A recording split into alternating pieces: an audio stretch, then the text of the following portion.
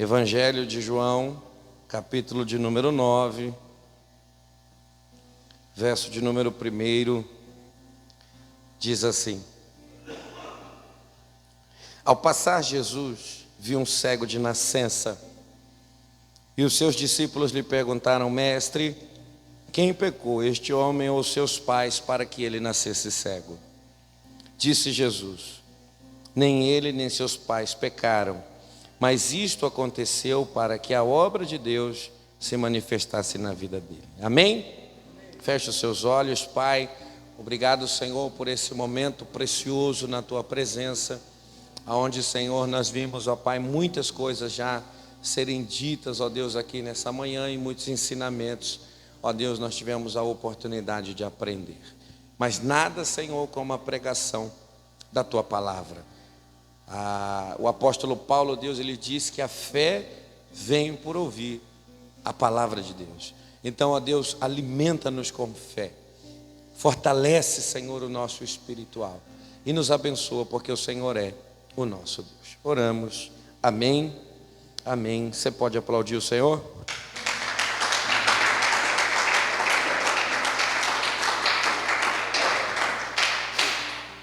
Eu gosto muito dessa mensagem. Se você um dia perguntar para mim, pastor, qual é um dos textos bíblicos que você mais gosta, João capítulo de número 9 certamente será um dos primeiros que eu te falarei, até mesmo porque essa foi a primeira mensagem bíblica que um dia eu tive a chance de usar para compartilhar com uma pessoa. E, para a glória de Deus, a pessoa que me ouviu no dia que eu disse essa palavra, essa pessoa se rendeu a Cristo, e ali nós oramos, e para a glória de Deus essa pessoa está firme até o dia de hoje. A palavra nos ensina, no capítulo de número 8, que Jesus está mais uma vez em um dos seus discursos, ensinando pessoas a compreenderem a vontade de Deus, e nesse momento em que Jesus prega, tem muitas pessoas que pensam ser os detentores de verdades e acabam por rejeitar aquilo que Jesus está ensinando. Todas as pessoas que pensam ser o que não são, acabam por rejeitar aquilo que Jesus tem a ensinar. Um conselho que eu posso dar a todos vocês é: se quer aprender de Deus, esvazie-se de você. Se quer ser cheio das coisas de Deus, esvazie-se das coisas que são suas, porque toda vez que você chegar aonde Deus fala, estando cheio de si, você não vai conseguir levar aquilo que Deus tem a dizer. Jesus prega e as pessoas estão ali rejeitando, e Jesus entra no contexto de que ele viu Abraão, e o questionamento é: você é muito novo para ter visto Abraão. E Jesus é tido mais uma vez por herege. Compreendiam Jesus como homem, mas não entendiam Jesus como Deus, como Senhor. E Jesus, ao ver a situação acontecer em sua volta, ele sai desse lugar onde ele estava reunido com algumas pessoas, com o receio de ser apedrejado, porque não era chegado o seu momento ainda, e ele sai daquele lugar. Capítulo 9 começa que Jesus, nessa saída, ao passar, ele vê um homem que é cego desde o seu nascimento. A palavra nascimento vai revelar para a gente muitas coisas, muitas mesmo. E eu queria que você entendesse um momento antes da concepção. Da criança está nos braços da mãe ou do pai. O nascimento sempre envolve expectativa, esperança, ansiedade. Porque todo pai e toda mãe, quando tem os seus filhos ali, logo nos primeiros dias e meses de gestação, ele está com muitos pensamentos em seu coração. Será que vai ser menino? Será que vai ser menina? A cultura que mostra que Jesus ainda não havia sido revelado como Messias, ele era apenas mais alguém que pregava a palavra de Deus, porém, a expectativa de um Messias era viva em Israel. Isso foi dito por Moisés, por Davi, por Isaías e tantos outros profetas que anunciaram que um dia um homem seria levantado por Deus. usado por Deus para que a nação de Israel viesse a estar livre da sua vergonha, do seu cativeiro, e pudesse ser novamente colocada no lugar onde Deus prometeu. Então toda mãe e todo pai que ali começava o período de gestação, também iniciava dentro deles o sentimento: será que Deus escolheu a minha casa? Será que Deus escolheu o nosso casamento? Será que este é o lar que o Messias vai nascer? Será que Deus vai nos dar esse privilégio? Se não bastasse isso, sabemos que todo menino, quando nascia, ele iria dar continuidade àquilo que Deus estava fazendo na vida do pai. O filho homem, ele nascia para honrar o seu pai. A filha mulher nascia para continuar o aprendizado da sua mãe e um dia estar servindo alguém. Sempre dentro da minha casa, eu posso dizer isso, houve uma discussão: qual é o nome que nós vamos dar para essa criança? Enquanto a gente não sabe o sexo, a gente não decide o nome que a gente pode dar. Porém, planos pai e mãe sempre fazem. Se for menina, vai nascer menina, vai ser Maria, vai ser Joana. Se for menino, vai ser José, vai ser Abraão, vai ser Isaac. Na minha casa, eu tenho a grande alegria de ter 2 filhos, um com o nome de Efraim e o outro por nome de Benjamim. Efraim significa porque Deus me fez crescer na terra da minha aflição. Deus me deu crescimento na terra da minha angústia. E Benjamim chama-se Benjamim por ser o filho da alegria, o filho da minha mão direita, o filho de um tempo novo, o filho da prosperidade. Estamos felizes com os nossos filhos. E eu imagino esse pai e essa mãe debatendo, conversando: não, esse sim. Me lembro de um dia que eu falei para minha esposa que fiz um voto com Deus a respeito do nome do nosso filho. Meu filho se chamaria Efraim. E ela falou: mas como é, Haroldo, que você faz um voto com Deus a respeito do nome do nosso filho e você não fala isso comigo? Eu falei: Carla, eu estava no altar, eu ouvi uma mensagem poderosa da parte de Deus e eu me identifiquei com aquilo e falei: Efraim. Além de ser a minha história, esse será o nome dessa criança. Associado à vida de José, a gente sabe que Efraim é o seu segundo filho, que mostra que ele conseguiu superar vários desafios e estava ali estabelecido segundo a vontade de Deus. Eu olhei para mim e falei: meu filho, ele vai marcar a minha história. Esse nascimento marca um pouco daquilo que Deus fez na minha vida. Mas a gente sabe disso. Tem muita esperança, sonhos, projetos, expectativas. Porém, quando essa criança nasce, essa criança vai apresentar um problema. E esse problema está aparente. O texto bíblico está dizendo que é uma criança cega desde o seu nascimento. Muitas vezes nós não queremos enfrentar lutas e nos esquivamos de desafios. Porém, existem coisas que são inevitáveis. O que acontece dentro dessa casa agora, no meio dessa família, não acontece por uma falha humana e nem mesmo pela falta de vontade de dar certo. Muitas vezes temos problemas que são causados por falhas humanas. E outras vezes temos problemas por causa de pessoas que não colocaram toda a sua vontade para realizar.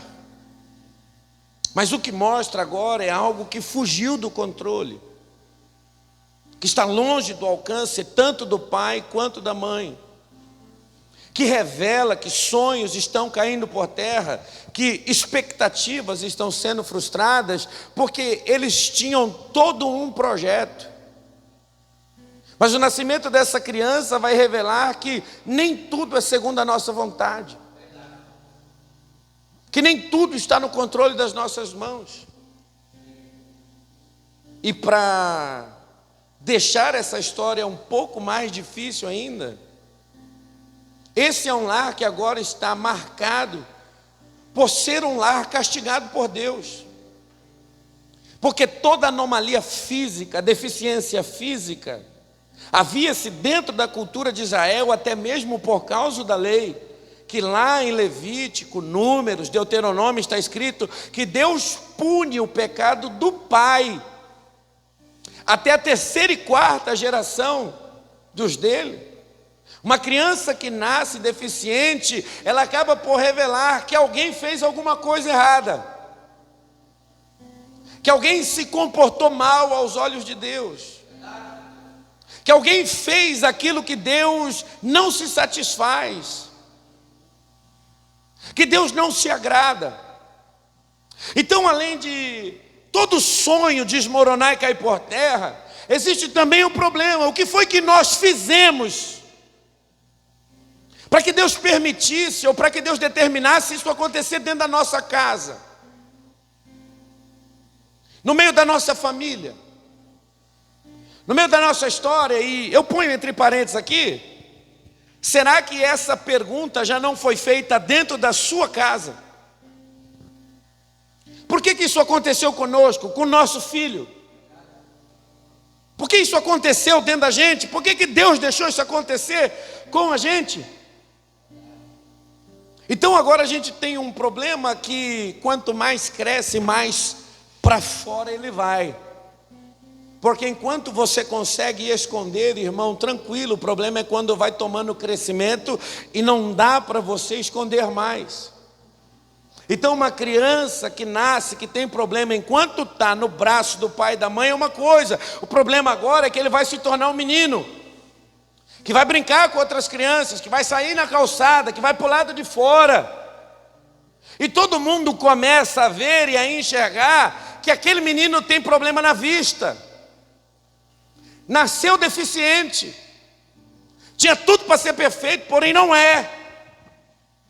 Não foi abençoado, pior, foi amaldiçoado. E aí começam os comentários: o que será que fizeram? Como será que andaram? Você viu lá o filho dele, o filho dela tem problema. Deus castigou, Deus puniu essa família. Só que a Bíblia está dizendo que Jesus está passando. E eu queria que você pudesse contemplar comigo algo na palavra de Deus, que a Bíblia não está falando sobre um bebê, nem sobre um menino e nem sobre um rapaz. A Bíblia está falando de um homem, de uma pessoa madura, que certamente deve ter mais de seus 25 anos, que sofreu desde o dia que nasceu, com apontamentos e acusações, sendo rejeitado por muita gente, não conseguindo trabalho, não conseguindo entrar na sinagoga, não conseguindo ir para o lugar do culto, e envergonhando pai e mãe, porque sempre quando alguém olhava para ele, procurava nele ou na sua casa o problema dele ser daquele jeito. Só que quem passa agora não é alguém que acusa, porque esse não é o papel do Senhor. O papel do Senhor não é acusar. O papel do Senhor não é apontar. O papel de Jesus é ver. Porque passando Jesus, Jesus viu. Eu sei que muita gente já viu você e olhou sua casa. Eu sei que muita gente que não tinha uma palavra de conforto e de mudança, tinha uma palavra de acusação e apontamento, já viu você e tua família. Pessoas que se perguntavam, ou perguntavam para o seu pai, ou perguntavam para a sua esposa: por que isso? Por que você insiste? Por que você acredita? Você não está vendo o que foi que você fez para isso acontecer dessa maneira? Porém, quem chega agora é alguém que primeiro enxerga você. Eu não sei se você está vendo muitas coisas, mas eu posso afirmar que chegou o tempo de você entender que está sendo enxergado por Jesus. Diga para quem está do seu lado: Jesus está te vendo. Mais forte, com mais alegria. Jesus está vendo você. Eu sei que está calor aqui hoje nessa manhã. Você consegue pegar na mão de alguém que está do seu lado e falar: mesmo que você não esteja enxergando, Jesus está enxergando você.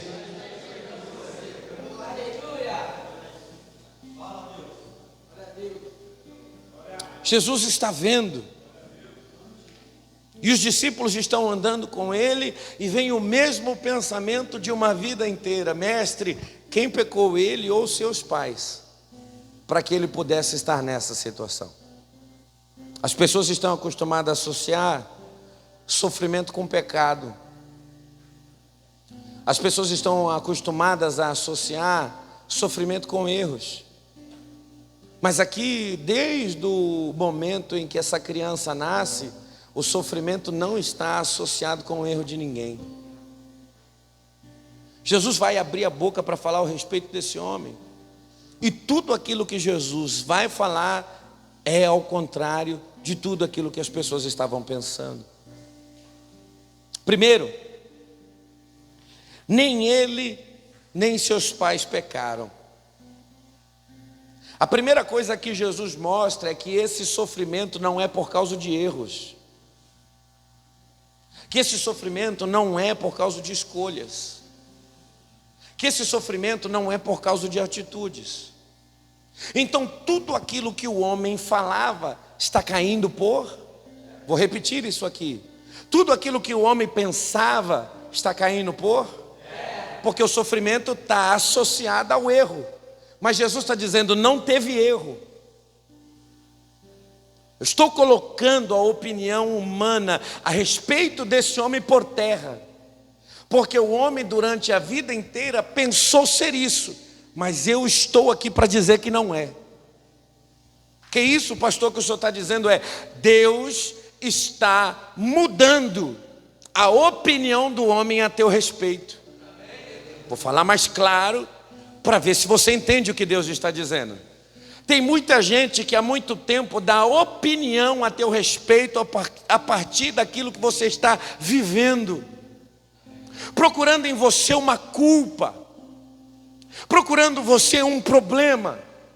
Entenda, livro de Jó, quando os amigos dele chegam até ele para conversar com ele, a primeira pergunta é, Jó, isso não estaria acontecendo se você não tivesse errado. E muitas vezes quem está colocando acusações sobre a nossa vida são pessoas que estão próximos de nós, que formam uma opinião equivocadamente a nosso respeito, que pensam de uma maneira equivocada por aquilo que nós estamos passando, porque a vida inteira tem culpado. A vida inteira alguém errou. E Jesus está dizendo, deixa eu deixar uma coisa bem clara aqui, ninguém pecou nessa história. Ah, Jesus, se ninguém pecou, então me mostre o motivo. Então eu vou te dar o motivo. Tudo isso aconteceu. Jesus não nega o fato do acontecimento, mas Jesus vai revelar por que aconteceu. Às vezes nós estamos perguntando, mas por que isso comigo? E aí Jesus está falando para que se manifestasse na vida dele a obra do Senhor. Todo mundo durante a vida inteira olhou para a vida desse homem e da sua família e pensou que Deus não estava no controle. Pensou que Deus tinha perdido a direção. Pensou que Deus estava sendo tirano e castigando a vida desse homem e da sua casa. Porém, Jesus está dizendo, olha, essa dificuldade foi necessária para que a vontade do Pai pudesse acontecer sobre ele. Esse problema, esse tempo de acusação, de apontamento, essa dor que ele, pai, mãe, irmãos, essa vergonha que passaram, tudo isso foi necessário para que se operasse sobre a vida dele a obra de Deus. Então todo mundo falava, Deus não viu essa família, Deus se esqueceu dessa casa, Deus não tem parte com esse povo. Pelo contrário, se tem maldição é porque Deus está contra. Mas aí Jesus vem para dizer, o Pai nunca esteve contra essa família. Pelo contrário, o Pai apenas está usando essa dor para revelar quem Ele é. Para todo mundo essa era uma casa maldita, uma família amaldiçoada. Mas agora na boca de Jesus o que nós estamos descobrindo é, esta é uma casa escolhida. Esse não é um homem amaldiçoado, esse é um homem escolhido, porque até doeu, mas vai passar. Foi humilhante, mas vai passar. deu direito às pessoas falarem aquilo que quiserem. Mas esse tempo das pessoas falar o que quer está passando, porque quem vai falar agora sobre a vida dele é o Pai. Eu tenho uma palavra de Deus para a tua vida hoje. Quando Deus se levanta para falar a teu respeito, todos aqueles que pensavam ter direito para falar sobre a tua vida vão ter que sentar para ouvir aquilo que Deus tem a dizer. Tinha muita gente com opinião, tinha muita gente cheio de razão, tinha muita gente que falava por causa disso ou por causa daquilo outro, mas Deus tem uma resposta para essas pessoas hoje.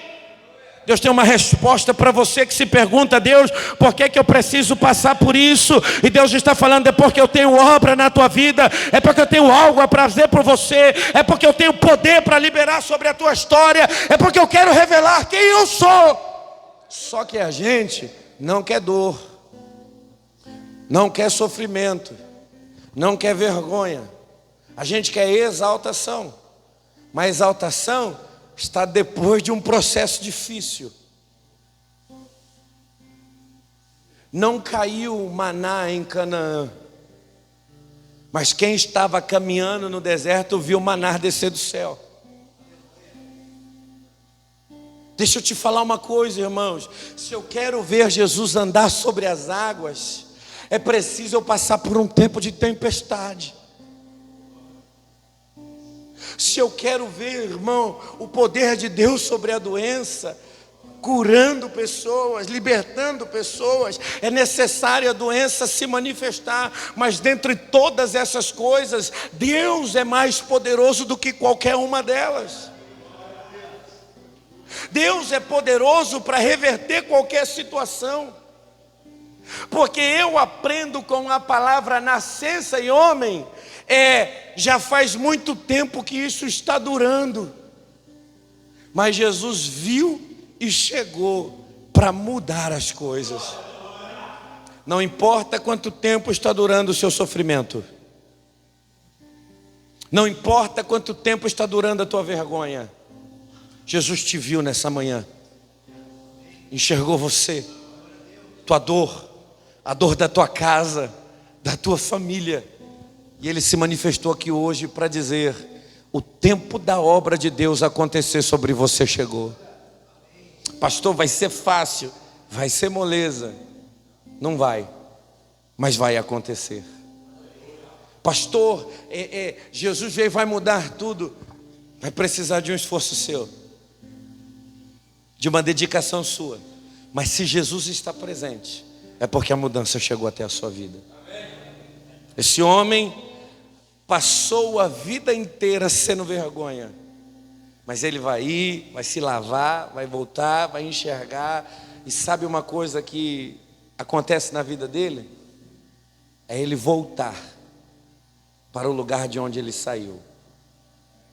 E ali as pessoas não conseguirem discernir se é ele ou se não é. Mas uma coisa é certa, dentro dele tem uma palavra que diz: foi Jesus que mudou a minha história, que transformou a minha vida. Eu trago uma palavra para homens aqui que já foram vergonha.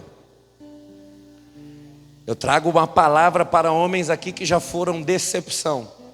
Jesus está mudando a tua circunstância. Teu pai e tua mãe pode ter ficado triste até aqui, mas a partir de agora eles vão levantar a mão para dizer: louvado seja Deus, porque Deus escolheu meu filho. Teus vizinhos podem ter tido motivo para falar da tua vida até aqui, mas teus vizinhos vão ter que levantar a mão para o céu e para dizer: Deus é poderoso para mudar toda e qualquer situação. Pessoas pela rua podem ter apontado o dedo para te acusar de alguma coisa, mas agora quem aponta o dedo, quem estende a mão sobre a tua vida para mudar a tua história é Jesus. A palavra do homem está caindo por terra e a palavra de Deus está se manifestando sobre a tua vida.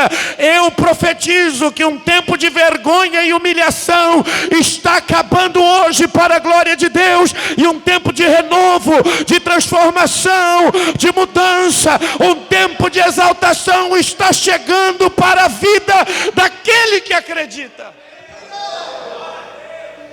As coisas vão mudar.